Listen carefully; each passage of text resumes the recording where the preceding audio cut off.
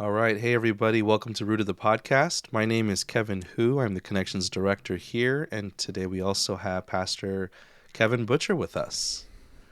Hey, Kev. Hey, everyone. Hello. Hey, everybody. All right. Topic for today. And this is something that I find personal to me and also conversations I've had with folks recently is, oh gosh. Well, let's talk about a couple keywords. Isolation, safe space, steering clear from trauma, finding new community, all of these types of keywords. This topic came to mind because in conversations recently, I was talking to some pastors. We were all talking about how we needed to first and foremost remove ourselves from toxic environments or toxic spaces, whether it was directly their fault, our fault, a combination of the two, which it usually is, Indeed. especially for my situation. But what we also notice is there's a trend, there's a movement where we go, I need to isolate. I need some space to think. I need some space to process. And in those spaces, we have good conversations with people. We journal, we pray, right? If we're doing all the right things. But there's also this point where we start really getting isolated. And it's almost like it's becomes more and more scary to re-engage. And so we spend more time in our heads and spend more time maybe observing or reflecting than we do actually engaging with the world around us. And so I wanted to really throw this at Kevin Butcher today because I know, Kev, like you care deeply for pastors, for people in general, but for pastors and church leaders. And I've heard this advice from you. Like I need to maybe spend some time taking care of myself, taking care of my marriage, my kids, my Hmm. family, right? To kind of Yeah. regroup. But I'm also like a deep introvert. And my safe space, my comfort zone is Right. isolation, is quiet, is like that's how I regroup. But I know for a fact, personally, as someone who has depression and running in my family, have questioned, do I need at some point to kind of take my episodes of depression more seriously, whatever it is, I can get locked into that space. And so how do I navigate that then? Right? It's tough. And, there's no stock answer for everyone and every situation. But I think, Kev, from Genesis 3 on through the book of Revelation, in the story of God pursuing us with his love and how we live him out, there's a theme of the necessity of community. And it goes all the way back to the fact that theologians write about the fact that our God is triune, and he has been in fellowship with himself, Father, Son, and Spirit, from all eternity, not with their backs turned toward one another, but their backs turned toward one another, in the mystery of divine love. And so when that triune God creates in his own image, he didn't create one to walk alone. He created two. I'm almost surprised he didn't create three. I don't know what that would have looked like, but he created two because there's something about his essence and us being created in his essence that calls us to live in community. And so here they are at the end of Genesis 1 or 2. First, it's not good for a man to be alone. And so he brings Eve, who was Adam and Eve perfectly complemented one another. They were equal, not the same. And they both had strengths and weaknesses that we know today. As we do neurobiological research, we know that the male brain and the female brain have many different differences. So we're equal in essence, but slightly different in the way we function. And so we basically need each other. And so at the end of Genesis 2, you've got Adam and Eve with God, naked and not ashamed, living in perfect community. And then, the whole narrative of the serpent and the tree of knowledge of good and evil, and God's love is not enough. That's basically what the lie was. You need this. You need to know the rules. You need to ferret out the rights and the wrongs and live there. And immediately what happened as we moved a step away from that that human community that was to be the essence of our life forever, we immediately started to isolate. Adam and Eve ran from each other. You can make a case psychologically that they ran from themselves. I mean, think of God's question to Adam, where are you, Adam? God knew where Adam was. He wanted to know if Adam knew where Adam was. So Adam and Eve ran from each other. They ran from themselves. And of course, they ran from God. So when you talk about needing some alone space, absolutely. Jesus of Nazareth needed alone space. He went out into the deserted place, wherever that was, whether he was in Galilee and went to a deserted place, or whether he was more down in the south near Jerusalem, went out to a deserted place. He needed alone time. And so extroverts and introverts, we do need alone time, especially after a period of deep stress and trauma. My therapist used to say back in the day, Kev, for an extrovert off the charts, she'd say to me, you need an inordinate amount of alone time. And it's true. But when alone time crosses over into isolation, we begin to die inside. Because we're not wired just to be in our own heads. And there's all kinds of things that happen in that isolation. We can talk about that more. But that's how I see it. All the way from the creation narrative to living today, we are designed to live in healthy community. We can't do without it. Alone time crossing over to isolation. That's it. Alone time crossing over to isolation. So how so as someone who blurs the two together often, yeah, how do I differentiate that? Oh, it's so hard. I knew you were going to ask me that. I thought, I don't have any notes here. I'm just going to have to, pull this out of a hat, I guess. No, give it to us. Just spontaneously, some things that occur to me. When we start feeling not necessarily clinically depressed, but depressed, we're down. We don't want to do anything. We don't want to talk to anybody. We not wanting to talk to anybody is often, at least in my journey, in the journey of the folks that I've walked with over the years, one of the first sure signs that we need to talk to someone, because we're starting to kind of get uncomfortably comfortable with that isolation. I don't need anyone. I don't want to talk to anyone. And yet, just having that thought pattern of moving deeper into the cocoon is a signal. I need to make a choice. I do need to talk to someone who is safe. I need to get some of these thoughts out with someone who is not me, not living in my narrative, my head, with my journey, and they can give me some loving feedback or provide just loving space for me to be honest. And God will meet us there, and there will be some healing that will occur. So that's one of the first signals. And I think also, when the voices inside start to say, not just, I don't want to talk to anybody, but, how Kurt Thompson says, shame is ubiquitous. It's everywhere. When those shaming voices start to talk to us, start to speak to us, you're not enough. You'll never be enough. Who do you think you are? You're no good to anyone. Shame can take that form. And then sometimes, Kev, shame can take a form that doesn't look like shame to begin with, but it is. When shame takes us to becoming what I call an egomaniac with an inferiority complex. In other words, it looks like we're not shaming ourselves, but our thoughts start to become all about ourselves. And really, sometimes that will look like calling out everyone else. So when I sit around and all I can think of, well, he's a jerk and she's nothing and they hurt me and those people and them and they, all of a sudden, the narrative is all about me, even though at that moment I'm seemingly saying nice things about myself and horrible things about others.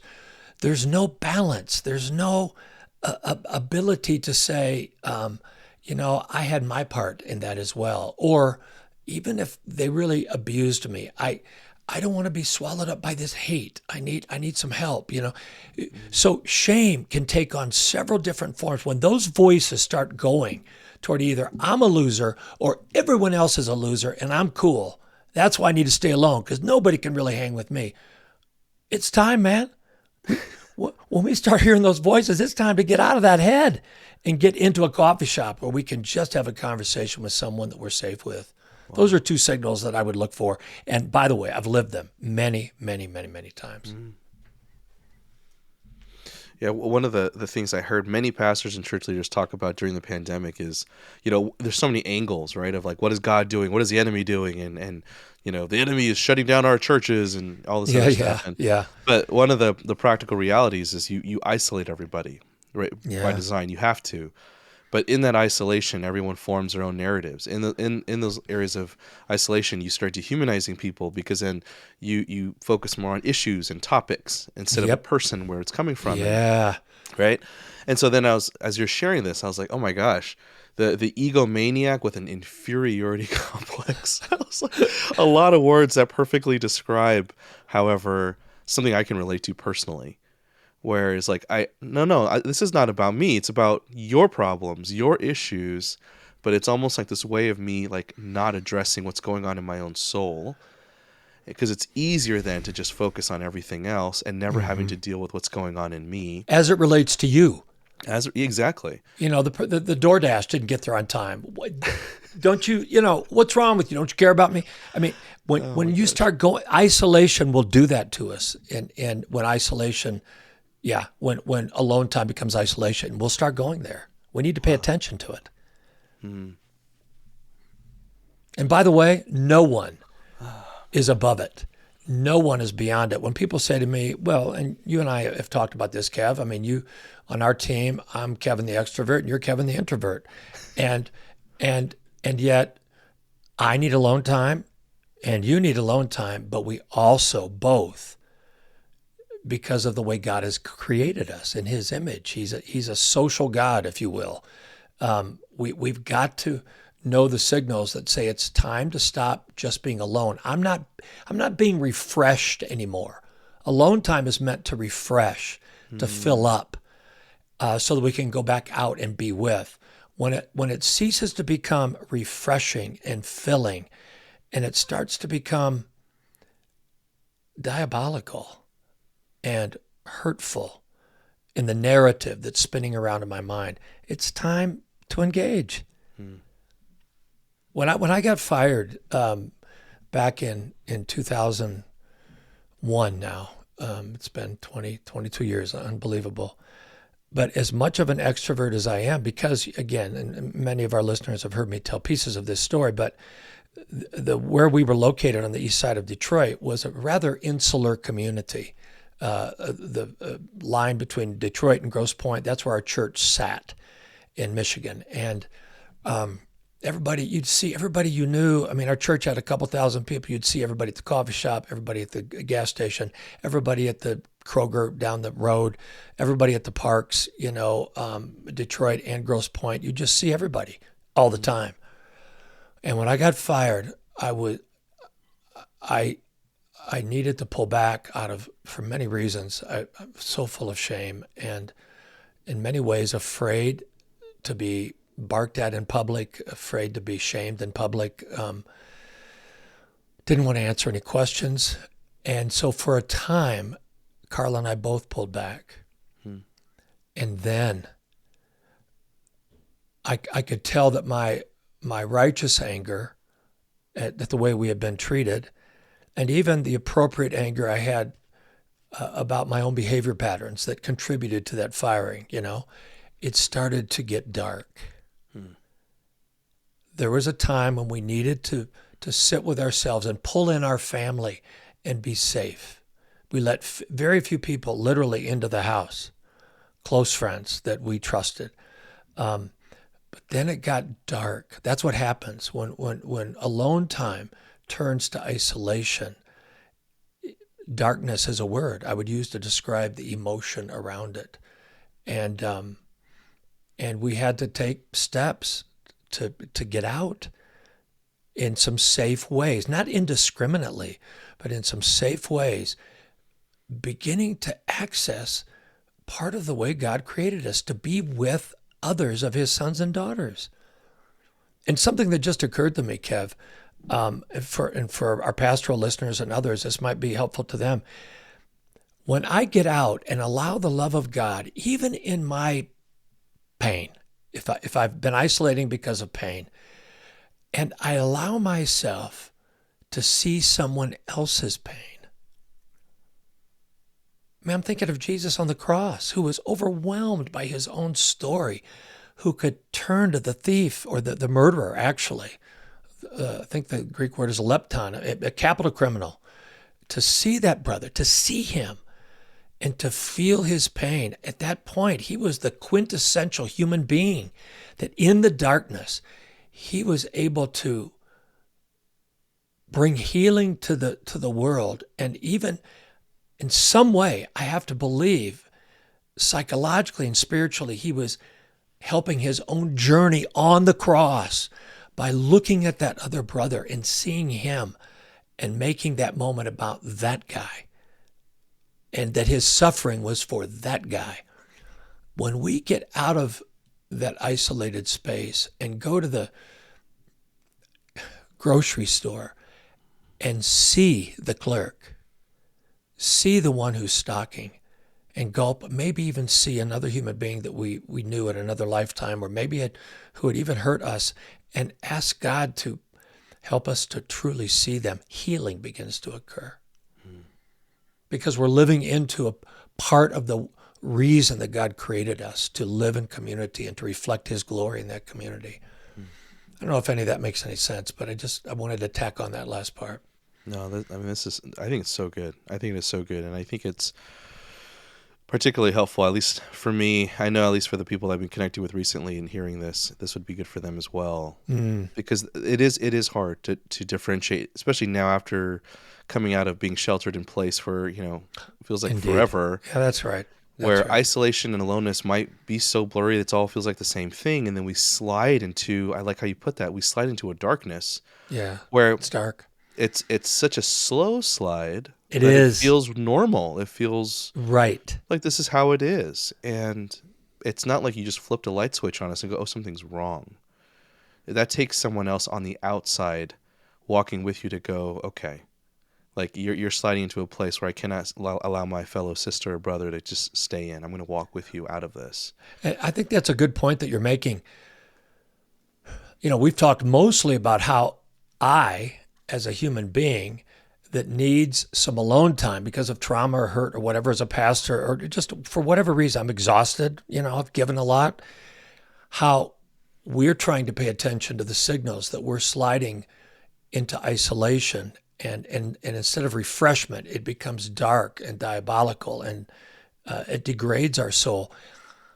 To talk about it from the perspective of outsiders, for you and I, Kev, and others, to pay attention to those in our circle, to observe when maybe, we haven't heard from them for a while.